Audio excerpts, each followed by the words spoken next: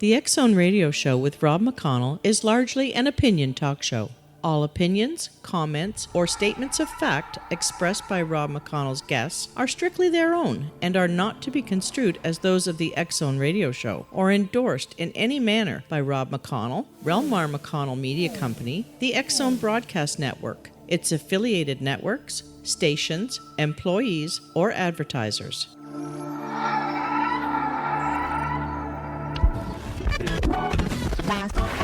All Hit Radio.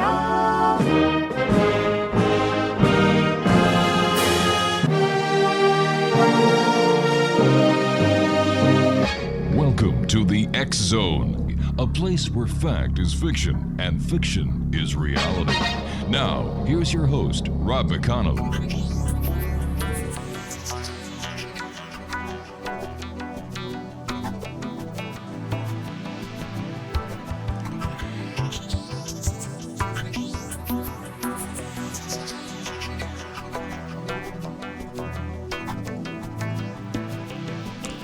And welcome to the X Zone, everyone. I am Rob McConnell. For the next 4 hours, I'm your host and your guide as together we cross the time-space continuum to this place that I call the X Zone.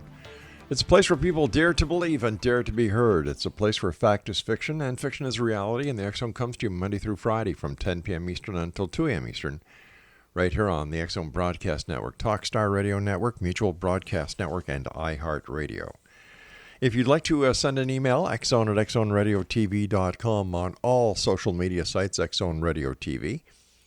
And if you'd like to see the broadcast schedule that we have for all our programming 24/7, 365, just go to www.xzbn.net.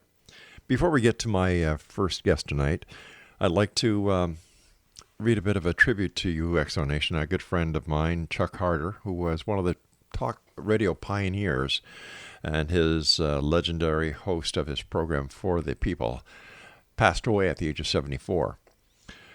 Chuck Harder had an illustrious radio broadcast career that spanned decades. Chuck had been a prominent radio DJ, talk show host, creator and founder of radio stations, talk radio networks, satellite systems, cable TV, and newspaper projects.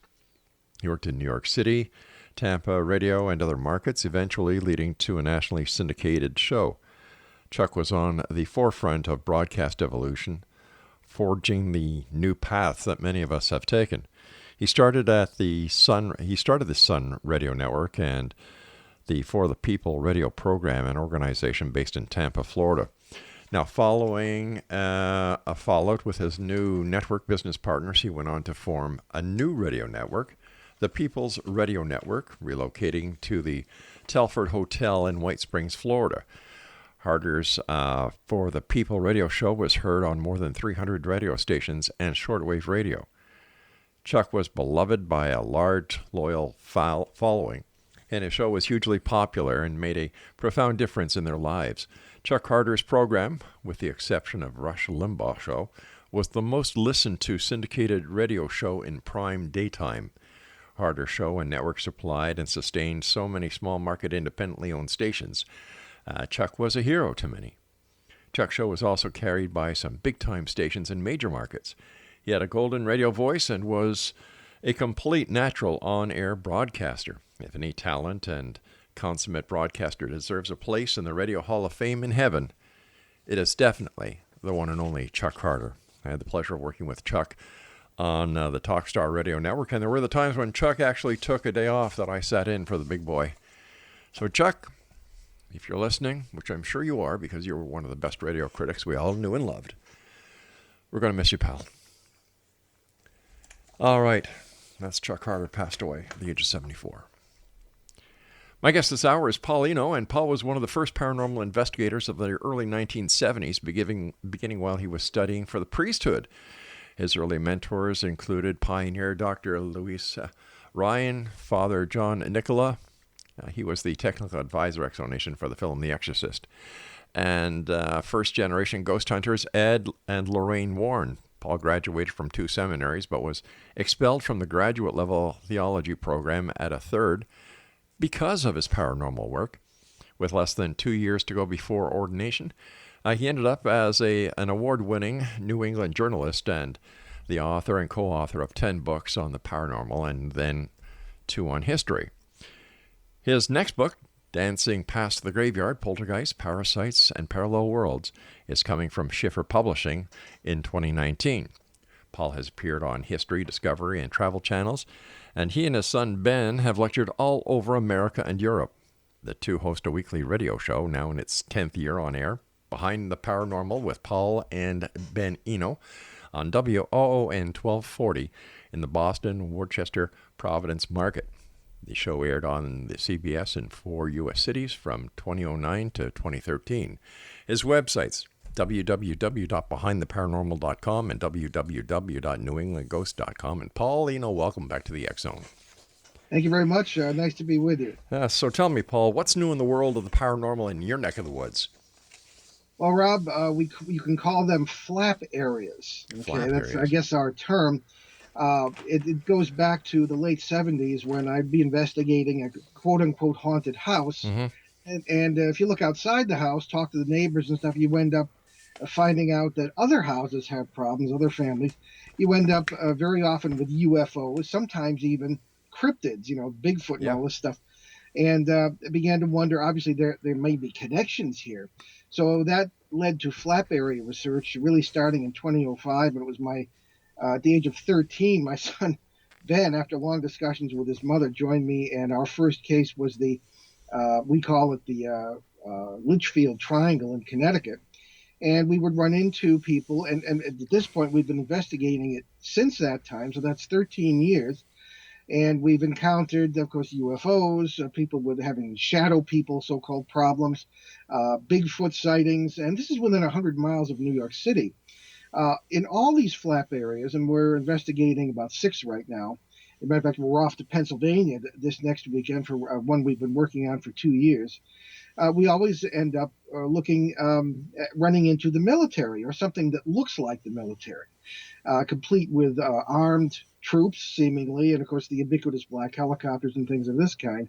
So that's the latest thing we've been working on, and it can be interesting because it's of very broad scope and can involve up to 220 square miles or more in one particular case. So that's what we're doing lately. You were involved in the Bridgeport, Connecticut poltergeist haunting of 1974 with Ed Lorraine Warren and a Catholic priest. What happened in that case that so radically changed your ideas about the paranormal? Well, it was my first knockdown, drag-out poltergeist case. I was a 21-year-old seminary student, and I was home for Thanksgiving vacation in the States here. Thanksgiving is in November, not October, as it is in Canada. Mm-hmm. And I was going down to have dinner with Ed and Lorraine, tremendous cook. And when I got down there, she came leaping out the door and dragged me into this case, which I was rather glad that she did because it was certainly a life experience. We were there for the better part of 3 days. This is November 24th, 25th, and 26th, 1974. Mm-hmm. This is probably, it's been called the best documented and best witnessed poltergeist case of the 20th century, if not in recorded history, supposedly, because there were all sorts of police officers and journalists and trained observers who saw things happen. I myself saw a number of things happen. I stood on one side. I was with 3 police officers, first responders as we call them today, 3 police officers on one side of me, 3 firefighters on the other, and we watched the refrigerator pick itself up off the floor, float for a while, and then put itself back down again. I remember one of the police officers backed out of the house, backed down the sidewalk, got into his cruiser, wouldn't come out. This is all public record. The police reports are available, etc. I don't know if you can get them from the police department today, but they've been published in a number of books, including my own. And what really knocked me sideways, Rob, was on the Monday night of this case, the Warrens had left to go to a TV show. I was in the house with the family, which consisted of a middle-aged couple in their 40s, the young girl Marcy, 10 years old, who seemed to be the center of the phenomena, a neighbor, and John Sopko, a reporter from the Bridgeport Post. And we had been under the assumption here that these were demons. Okay, and if you know anything about the work of the Warrens, everything's demons, right? Yeah. And But I had the impression from the moment I walked in that there were four things, four beings, and they just didn't feel to me like, the standard garden variety traditional servants of Satan that you would usually associate it with these things. Now, we were standing around waiting for the Bishop of Bridgeport to give Father Bill Charbonneau, the priest in the case, permission to exorcise the house. That never came. But in the meantime, I'm 21 years old, but who's going to listen to me? So I just went along with it. But on this particular Monday evening, I was in the corner with the little girl. We were playing Monopoly. For some reason, the kid liked Monopoly. Four of these things came out of her bedroom, which was down the hall off the kitchen. And when I say things, there was like this gauzy, cloudy substance that looked like it was forming in the kitchen. And you could almost see, these were very translucent, see these four structured beings come down the hallway. One of them came right in front of me, and I knew it was after the little girl. This is how I learned the hard way. You don't get annoyed, fearful, or angry in the face of these things because they will feed on it. Right. They're not demons. They're energy parasites, as you might call them. So this thing, it stood right in front of me. I just instinctively pushed against it. It felt solid. This is supposed to be a spirit. All right, Paul, stand by. You and I have to take a break. Sure. Fascinating story. When we get back, we'll talk more about these four demons, a little girl playing Monopoly, and our guest this hour, Paul ENO. Two websites, Exonation, BehindTheParanormal.com and NewEnglandGhosts.com. This is the X Zone. I am Rob McConnell. Paul and I return on the other side of this break. Don't go away.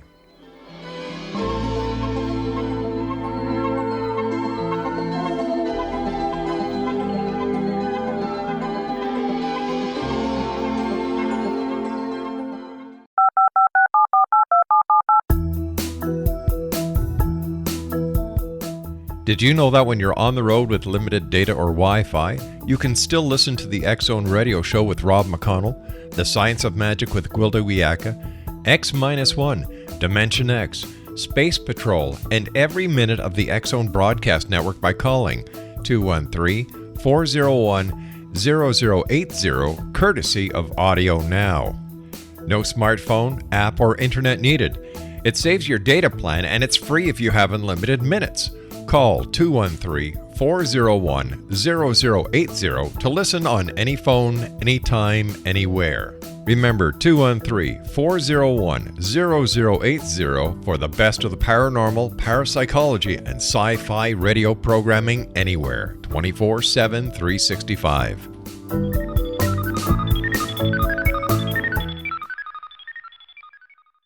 You have heard of the X Zone?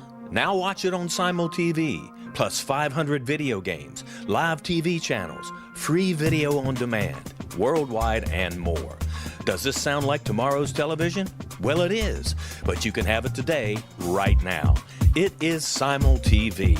Simul TV offers what the others only wish they could provide. 15 exclusive channels like X Zone, Sci-Fi, and Horror. We are worldwide. No other provider offers that.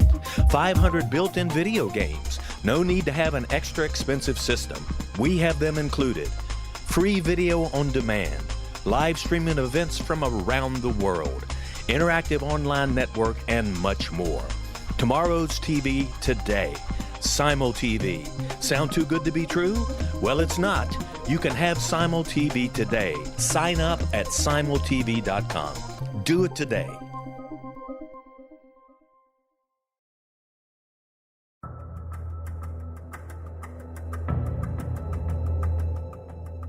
Modern Esoteric, Beyond Our Senses by Brad Olson, consummates the lifology story about where humanity originates. It is the lost continents, the primitive wisdom, the mythos of creation, and the rethinking of ancient history as we are taught in academia. There is much more to the story than what we have been told. As this is the first book in the Esoteric series, Modern Esoteric starts at the beginning of time and accelerates up to this modern age. Future Esoteric is book 2 in the series and takes a forward-looking position ahead of today with an open and honest examination of the ET issue and various unexplained phenomena. To discover the writings of author Brad Olson, visit www.bradolson.com. That's www.bradolson.com.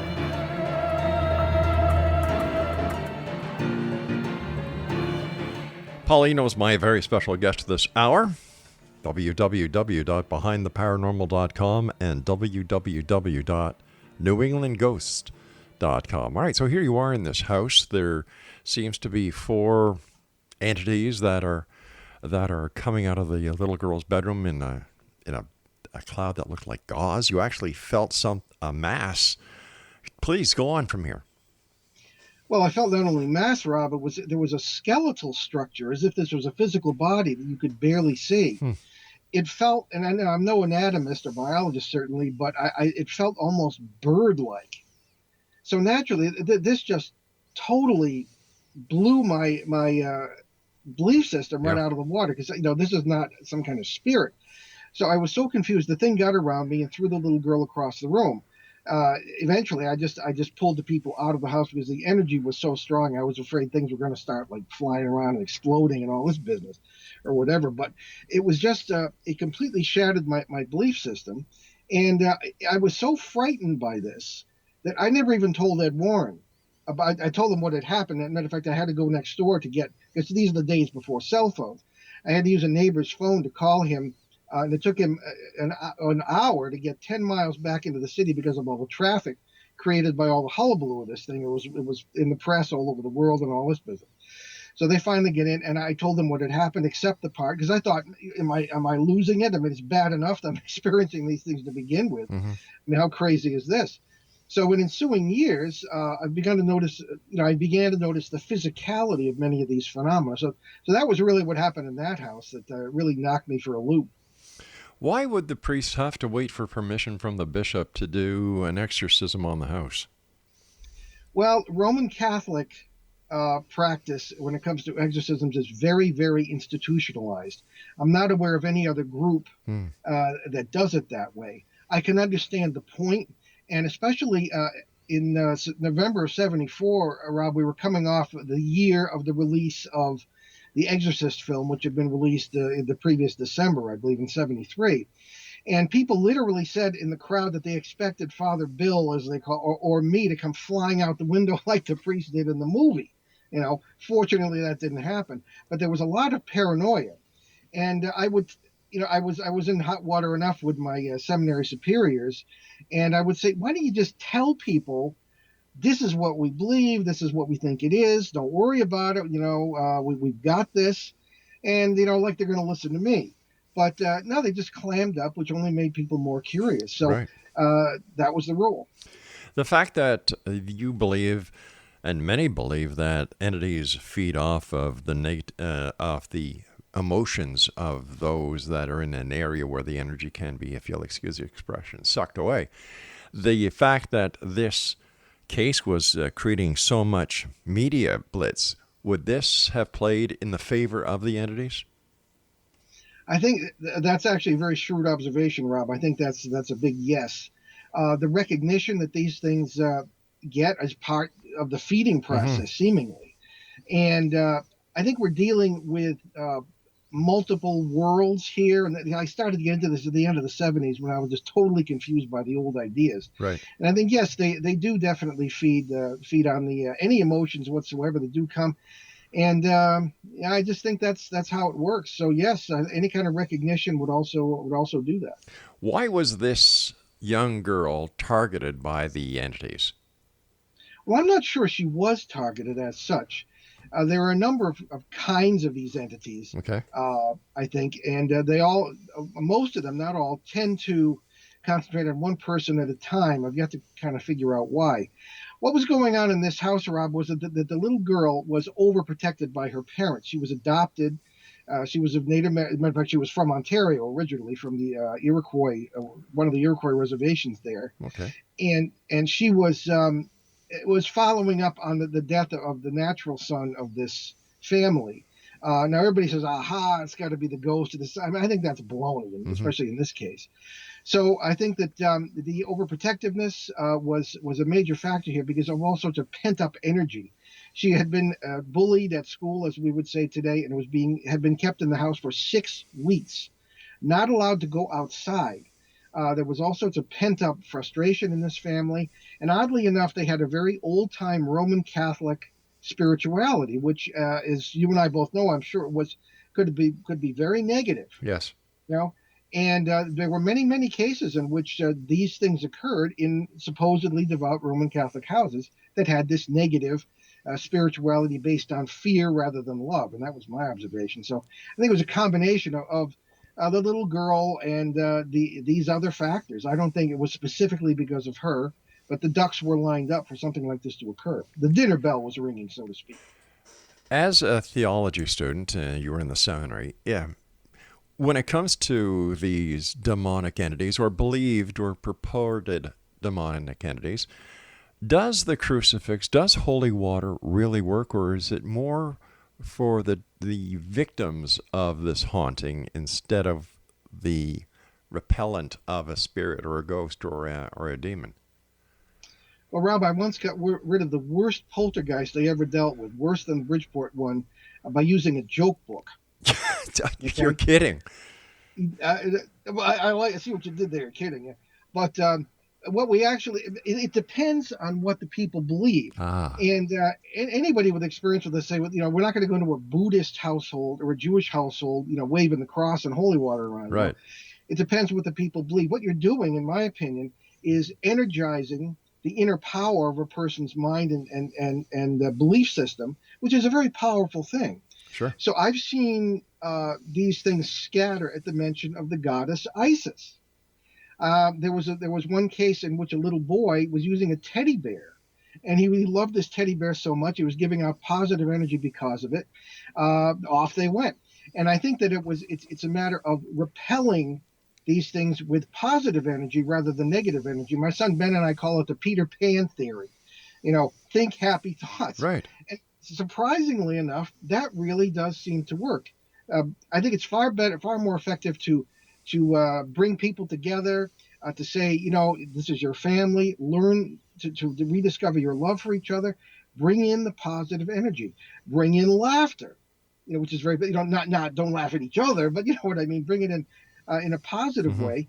And if their faith and the holy water and this sort of stuff is part of that, then so much the better.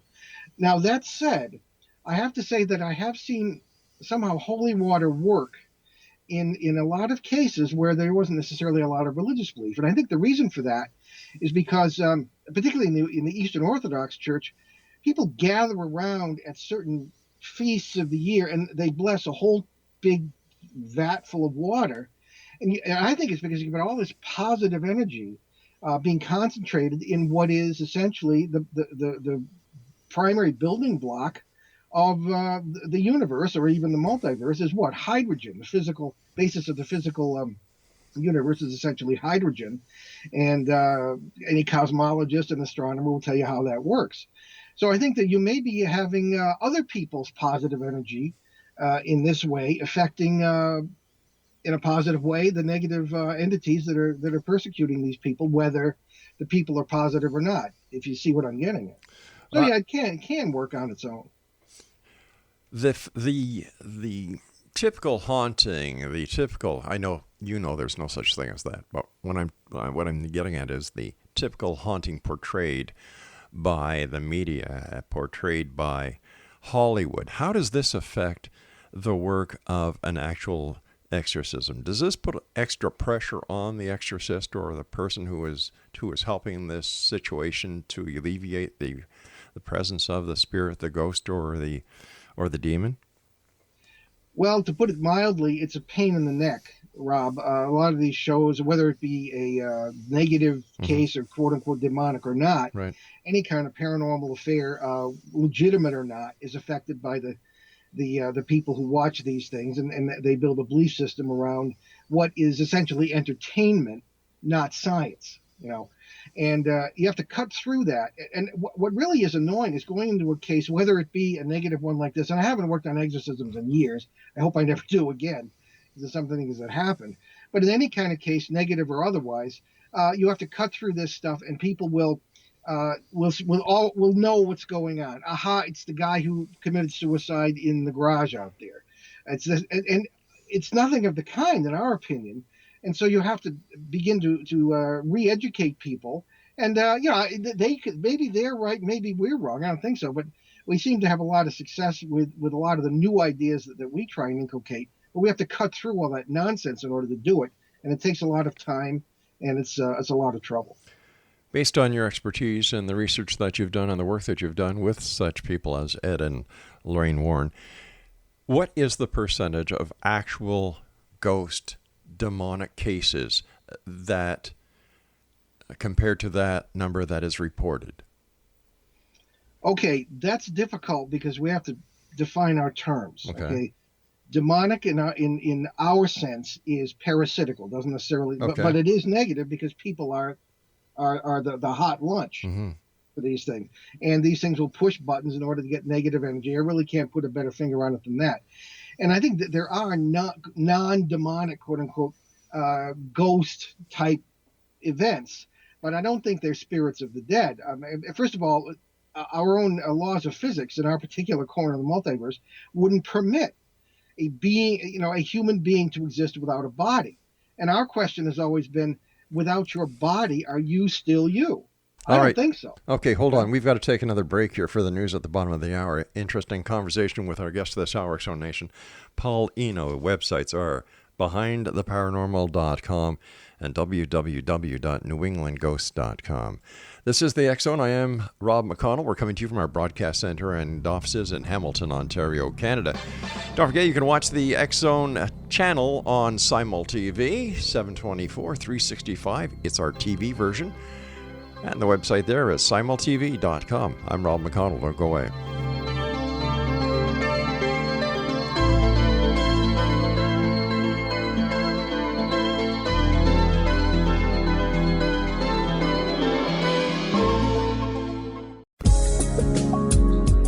From our broadcast studios in Hamilton, Ontario, Canada, to the world and beyond, you're watching the X Zone Broadcast Network, www.xzbn.net.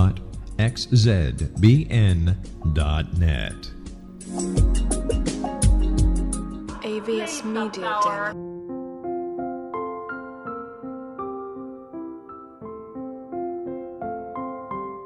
I am Dr. Carl O'Helvey, founder, president of a new cancer foundation focusing on evidence-based physical, mental, and spiritual interventions, including natural cancer cures, prayer, meditation, affirmations, nutrition, and other related holistic cancer prevention and cure modalities. These are used in cancer education, research, and financing care. I ask for your help to continue this important work by donating at www.holisticcancerfoundation.com.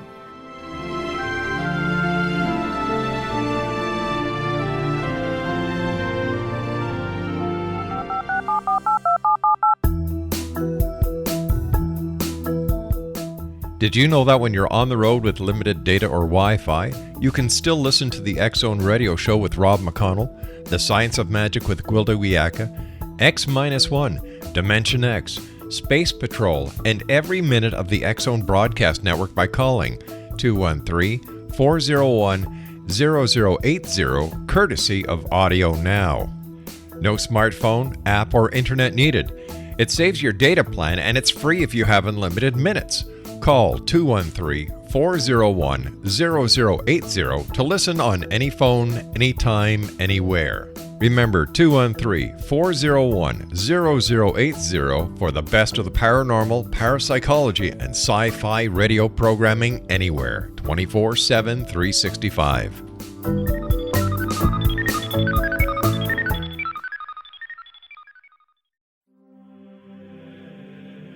Rob McConnell here, presenting an overview for Nicholas Paul Jennings, author of a fascinating book, Amen. It presents facts revealed by Egyptologists, facts that enable us to understand why Amen is the beginning of creation of God. It provides recommendations for religious leaders of the major religions to unify their beliefs and teach the Word of God. Love one another. Amen informs people how mankind conceived God. It was the Egyptians that developed the concepts of a soul, a hereafter, and Son of God. And finally, after the worship of many gods, they conceived the belief in one universal God, the maker of all there is. For more information, visit www.futureofgodamen.com. That's www.futureofgodamen.com.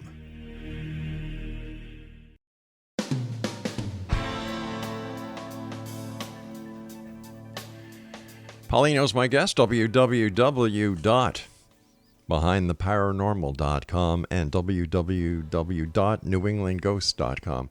Paul, if the present laws of our universe don't allow for what people call ghosts, how does this affect all the ghost researchers and those who actually believe that what they're doing is chasing or investigating a case where a dead person has come back or never went across to the light, and this is the phenomenon that they call a ghost? Okay, well, I think the entire scenario and the assumptions we make are wrong. And I think that what we're really dealing with here is something that really hit me right in the head in 1979 when I was involved in a case in Maine where a young girl who was a student at the University of Connecticut, about 120 miles away, was haunting a house, according to the people who lived there, in York, Maine. Okay, so here you have the what appears to be the ghost of a person who has not died. Yeah. How could that work? Okay, and I kept running into that kind of thing. Conversely, I also ran into what were considered ghost cases, where the ghosts, quote unquote, thought we were ghosts haunting them, and they were going about their daily life. So here we have, I think, no choice but to look seriously at what's called the MWI, or the multiple worlds interpretation of quantum mechanics. Now, physicists will, steam comes out of their ears when people like me who have degrees in philosophy and academic background in theology will go after physics and say, but in the trenches, this is the only explanation for what I've seen, with my own eyes, heard with my own ears, that is halfway logical or reasonable.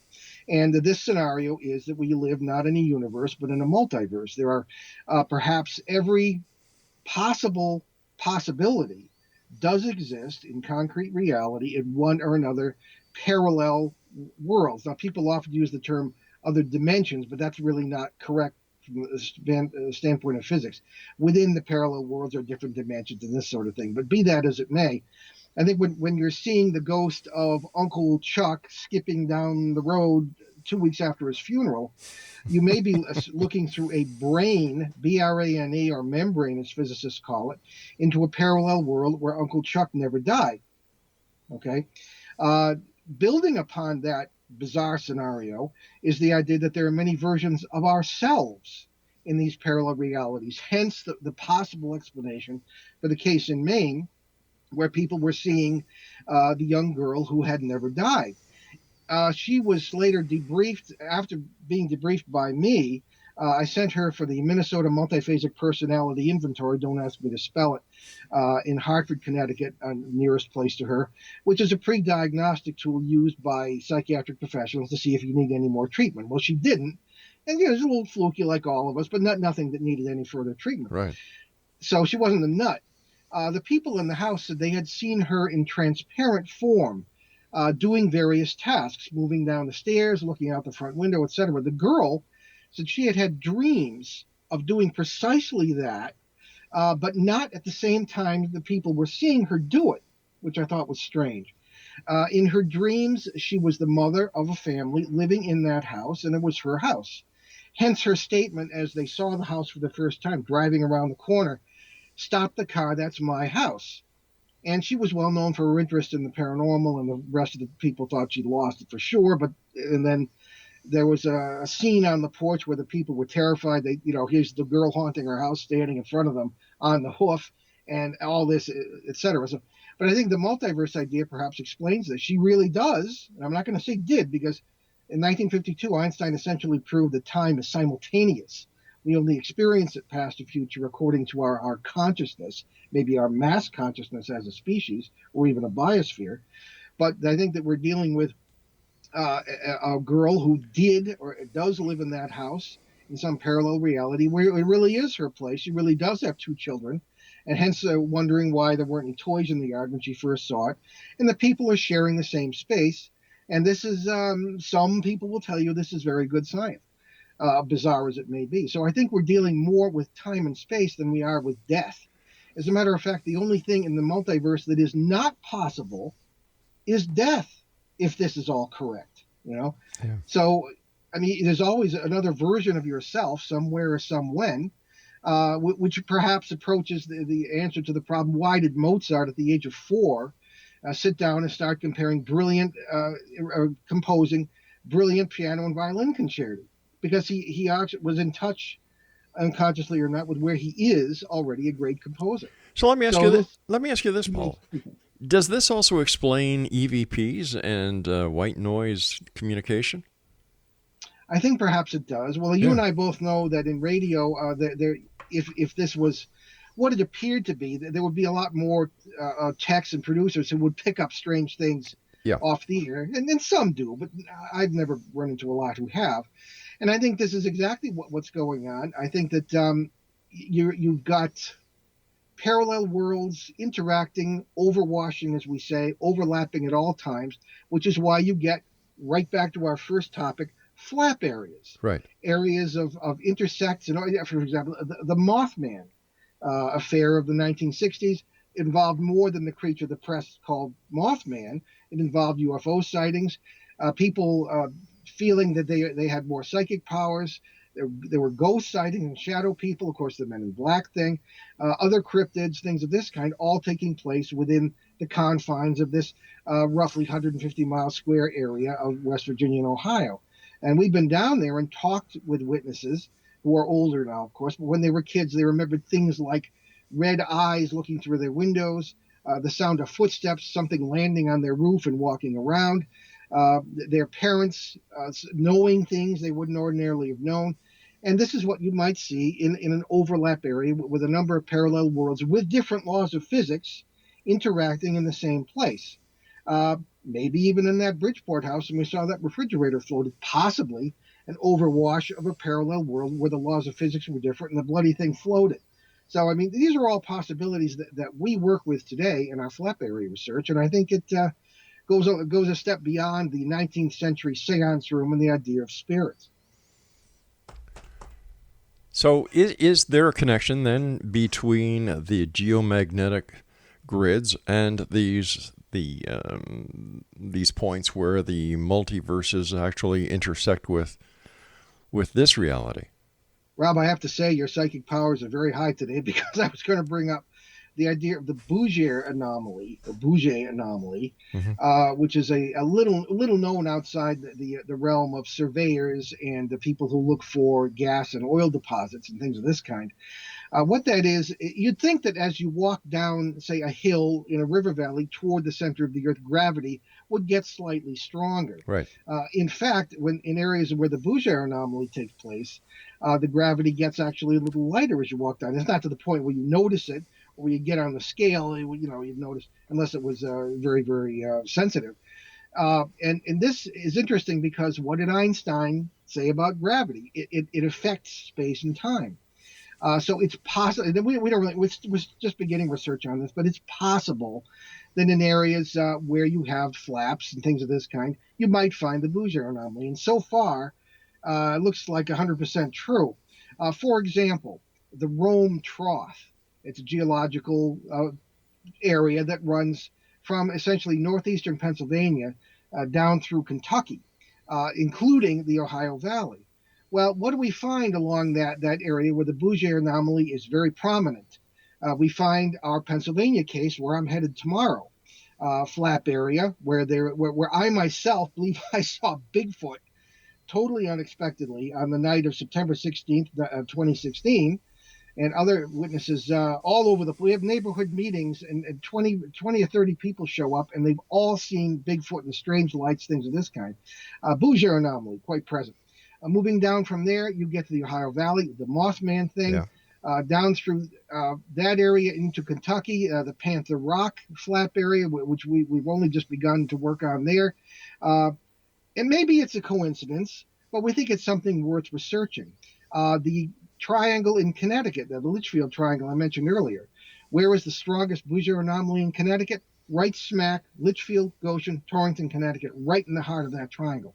Again, maybe a coincidence, but I think it's an interesting clue that we're running down at this point.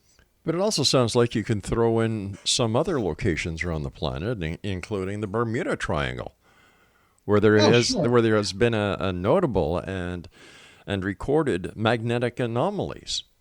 There have been. As a matter of fact, I've served in the U.S. Coast Guard for 6 years, and our ship was down in that area. And I remember standing on the bridge, and the huge, military-grade compass is on the bridge of the ship. And all of a sudden, it started to spin. And the quartermaster, who's the navigator, yelled to the officer of the deck, and the captain happened to come, was on the bridge too. And he said, "Sir, look at this." He said, and they had experience in that area and said, "Don't worry about it. It'll stop in a minute or two." Because here's a U.S. warship with no navigation for a minute or two, which I didn't really like the idea of. But these are things that happen. There were a lot of strange things going on. On the other hand, when you talk about areas like the Bermuda Triangle, you have huge amounts of air traffic and ship traffic. You're going to have higher incidence of accidents and things of this kind. So we look at that as well, and we try to eliminate all possibilities for the ubiquitously quoted natural explanation idea or logical explanation before we think anything paranormal is going on. But again, the paranormal is what? We believe it's really undiscovered science. And magnetic anomalies, I think, have a lot to do with some of it. All right, my friend, please stand by. You and I have to take our final break. X-Zone Nation, Paul ENO was our guest, and Paul with his son Ben, they do a radio show each and every week on WOON 1240 in the Boston, Worcester, and Providence market. Two websites, behindtheparanormal.com and newenglandghosts.com. And we'll be back on the other side of this break as we wrap up this hour here in the X-Zone from our broadcast center in Hamilton, Ontario, Canada. Don't go away.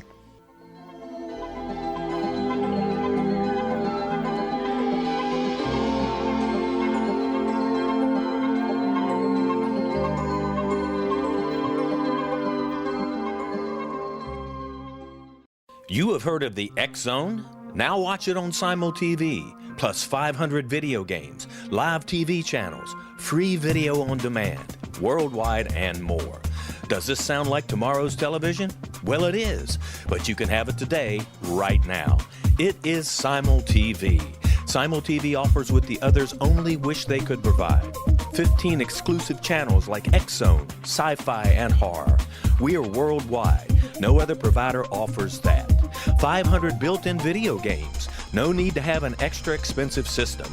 We have them included. Free video on demand. Live streaming events from around the world. Interactive online network, and much more. Tomorrow's TV today. Simul TV. Sound too good to be true? Well, it's not.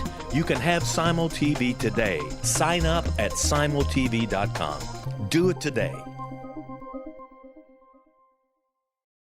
The new nonfiction book, Razor of Madness, is similar to cult movies like Clockwork Orange, Dragon's Tattoo, or The Other Side of Hell. Wayne Morin Jr. and Thomas Lee Howell expose widespread and systematic deficiencies in this thought-provoking tell-all novel. Mind control rages among scholars in law schools. Human rights are ignored while thought reform and mental manipulation are accepted practices used as behavior modification. Dr. Louis Jolyon West comes to mind. Media and public scrutiny shows that United States mental hospitals are in fact destructive murder industries. Razor of Madness expose novel details this epidemic through an in-depth professional and personal investigation. For decades, there has been a revolving door policy that still releases killers and pedophiles back into society. The maestro of mind control continues to haunt America to this very day. Razor of Madness is available in paperback or as a downloadable ebook at Amazon.com. I'm William S. Peckham. If you enjoy a good mystery with a touch of the paranormal, then you'll love my novel, From Out of the Woodwork. It's the story of a young Toronto contractor, Sean Kennedy, who buys derelict homes, guts them, and turns them into multifamily dwellings. Slums just waiting to happen. When Sean buys 29 Livery Lane, the house fights back. Former owners unexpectedly come out of the woodwork as he starts the destruction. The apparitions come to him when he touches old books, reads hidden letters, rummages through old boxes, finds a locket, or reads a discovered manuscript of a murder mystery. From Out of the Woodwork will take you from 1899 to the horror of the World Trade Center, September 11, 2001. Check out From Out of the Woodwork on my website, www.williamspeckham.com.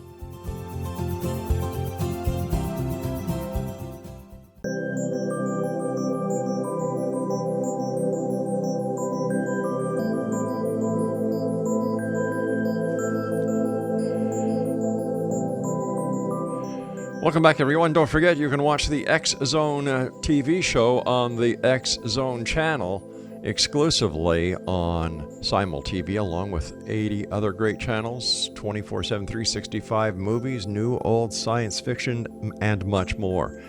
That's at www.simultv.com. My guest this hour has been Paul ENO.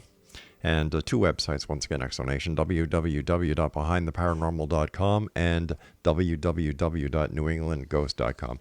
Like I said off air, Paul, thank you so much for coming on the show, and continued success with both you and your son on your radio show. And, keep us in the loop on what's going on in the world of the paranormal at your end.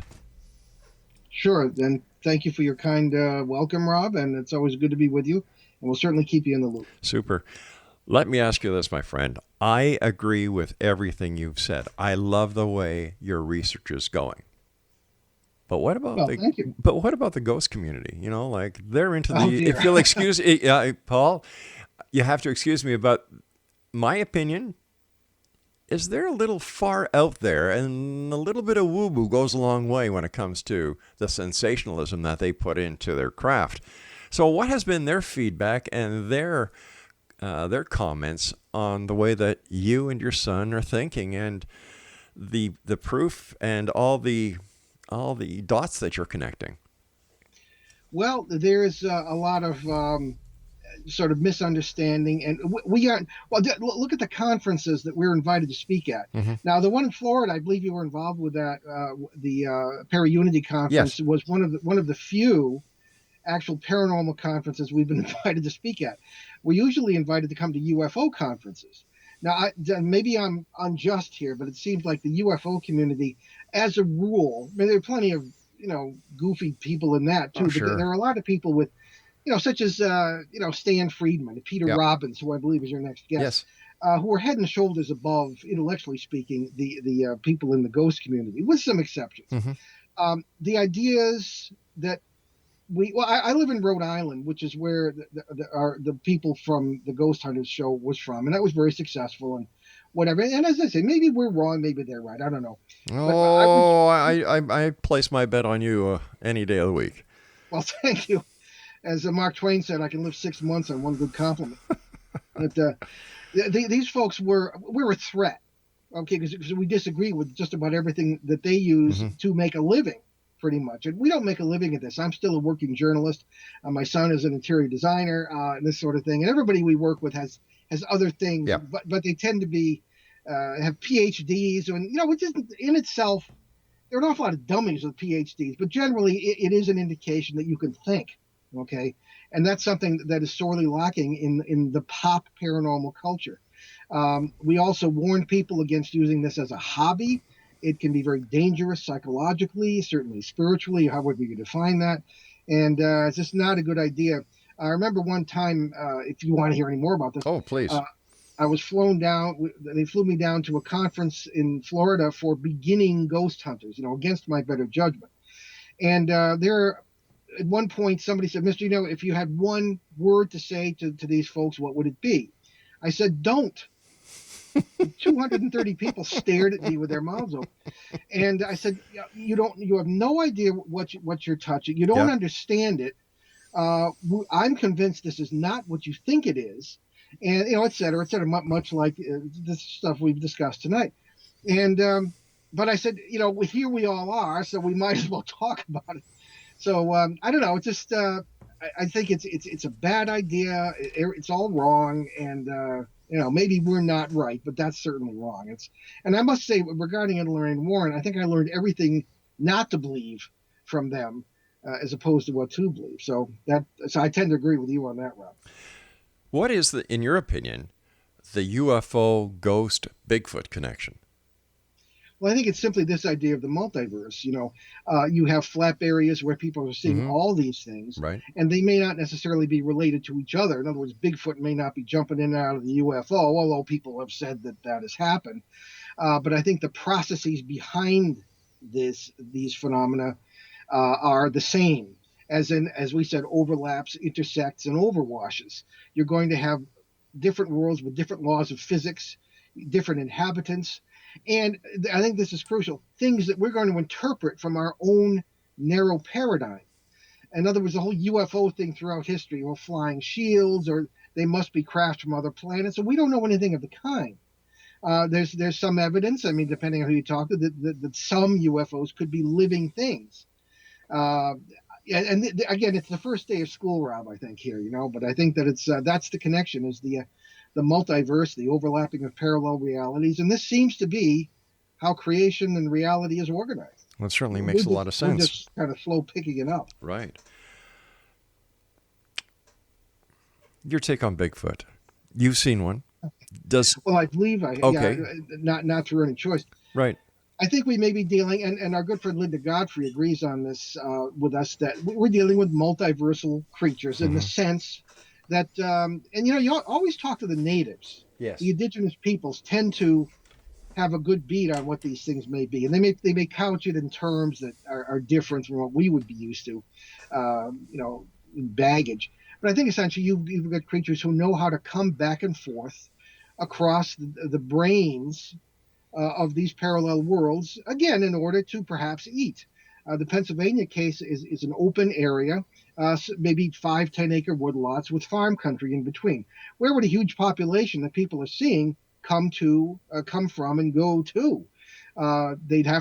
That's why we think the parallel world thing is the most practical, scientific, and as real as it gets kind of scenario that you can have. And the natives call them what? They call them shapeshifters, in the sense that they can come and go, and this kind of thing. So I think Bigfoot may be one of these. But there are all kinds of other upright canine cryptids, as they're called, things of this kind, right, being seen in this Pennsylvania area. And I think the multiverse kind of explains the bulk of it.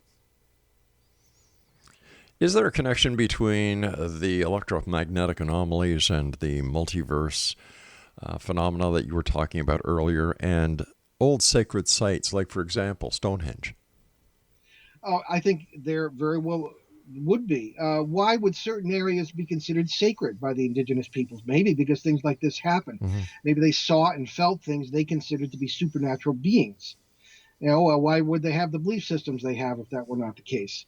I'm thinking of the Jefferson County Square of Weirdness, as it's called, in Wisconsin, where you have just one measly square mile.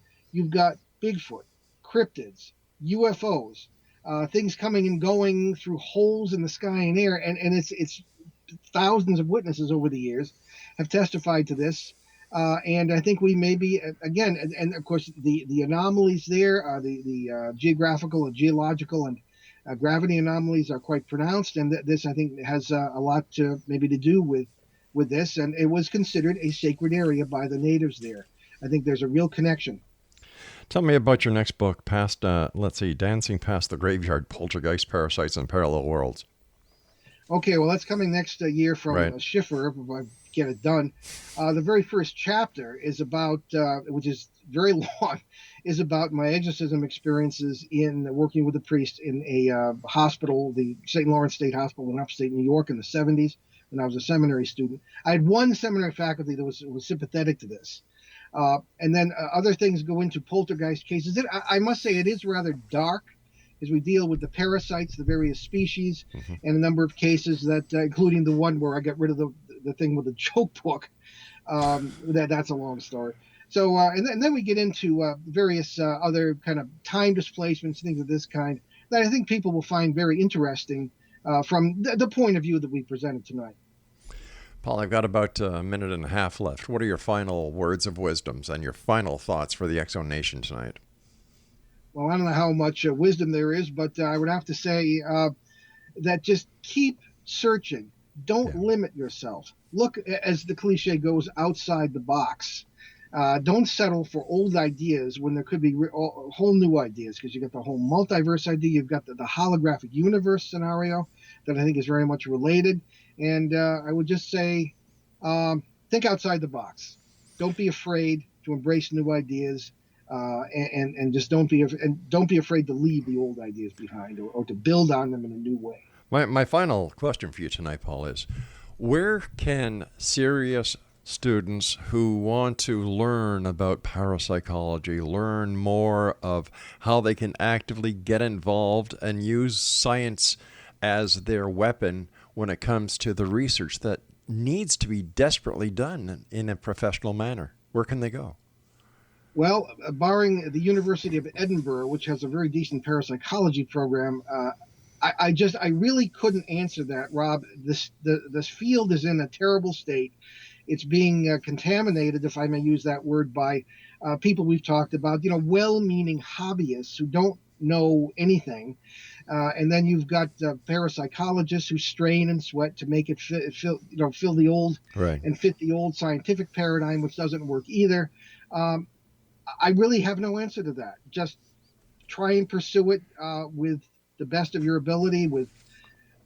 I don't know. I'm not going to say read my books, because we could be wrong. But again, look at the new ideas. You never know when you're going to find something that clicks and that works.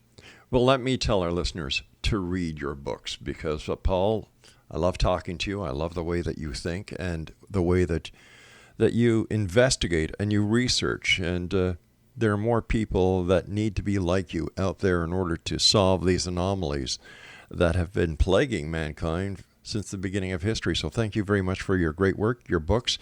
And X-Zone, if you'd like to get more information on Paul, his websites are behindtheparanormal.com and newenglandghost.com. And you can listen to Paul and Ben on their radio show Behind the Paranormal on WOON 1240 in Boston, Worcester, and Providence. Paul, thank you very much for joining us. Thank you so much, Rob. Take care of yourself, buddy. We'll be back on the other side of this break with the news. Don't go away.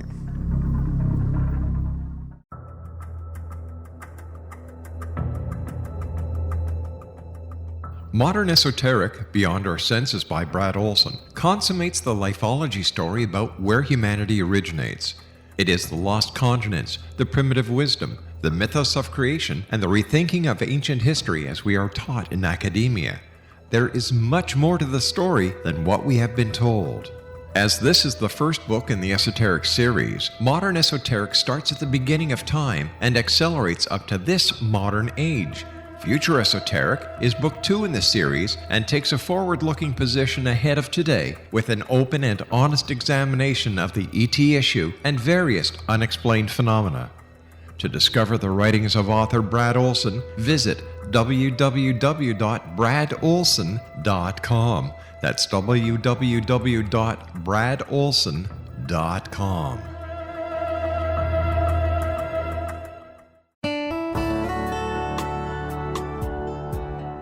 Are you or is someone you know struggling with addictions, depression, anxiety, relationships, low self-esteem, lack of confidence, grief, success, and prosperity? Do you know that your subconscious belief plays a big role in the outcome of your hard work?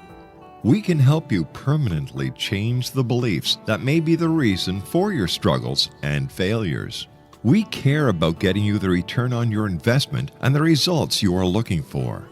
We can help you be free of the limitations of your past and in realizing your highest potential. We work with people by phone and Skype. For more information, visit us at www.ritasoman.com. That's www.ritasoman.com.